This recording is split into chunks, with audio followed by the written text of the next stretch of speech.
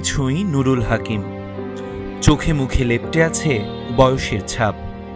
নদীর দিকে এক মনে তাকিয়ে আছেন তিনি। দেখে মনে হতে পারে নিশ্চয়ই তিনি পুরনো দিনের কথা ভাবছেন। হয়তো ভাবছেন আজ থেকে প্রায় ২৭ বছর আগে তার ভিটে বাড়ি এই বাঁকখালী নদীতে তলিয়ে যাওয়ার কথা।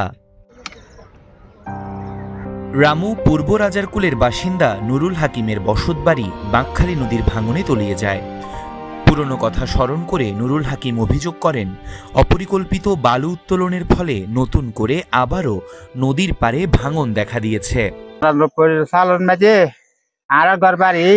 মানে হাল এলো হাল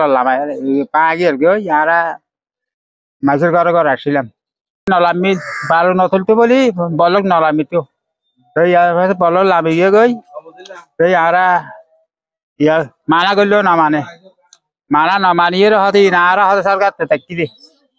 স্থানীয় বাসিন্দারা বলছেন, দ্রুত সময়ের মধ্যে নদীর পার সংস্কার না হলে পুরো গ্রাম নদীগর্ভে বিলীন হয়ে যাবে। ৯৮-র ভিতরে ব্যাংকতে ব্যাংকতে এখন এই অবস্থায় এসে গেছে। এখানে মধ্যে ব্লক দিছিল, এখন নদীর গর্ভের বিলীনে ব্লকগুলো পরে নদীতে চলে যাচ্ছে। আমরা চাবো ওতে যদি আবার ব্লকগুলো বসে যায় তাহলে আমাদের গ্রাম এবং মন্দিরটা পর্যন্ত রক্ষা হবে, না হয় আমাদের এখানে থাকার কোনো উপায় হবে না, আমরা নিঃস্ব হয়ে যাব। এখানে ওই যে নরেশ বড়ুয়ার বাড়ি থেকে যদি বাইতুন্নুর মসজিদ পর্যন্ত যদি তড়িঘড়ি করে তৎক্ষণাৎ যদি ব্যবস্থা নেওয়া না হয় তাহলে এই পূর্ব রাজারকুল বড়ুয়াপাড়া থেকে চরপাড়া আবার সেই ৯৮-এর আগে ৯০ থেকে ৯৮-এর আগে রয়েছে ভয়াবহ ভাঙনে কবলে পড়বে বলে আশা করছি।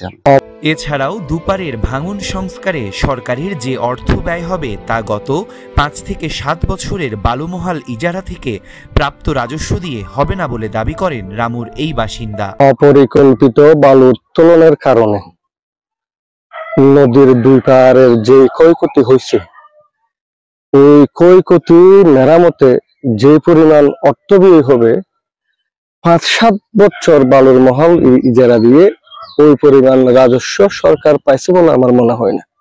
অন্যদিকে নদী ভাঙনের বিষয়ে স্থানীয়দের কাছ থেকে কোনো অভিযোগ পাননি বলে জানান রামু উপজেলা নির্বাহী কর্মকর্তা মোহাম্মদ রাশিদুল ইসলাম।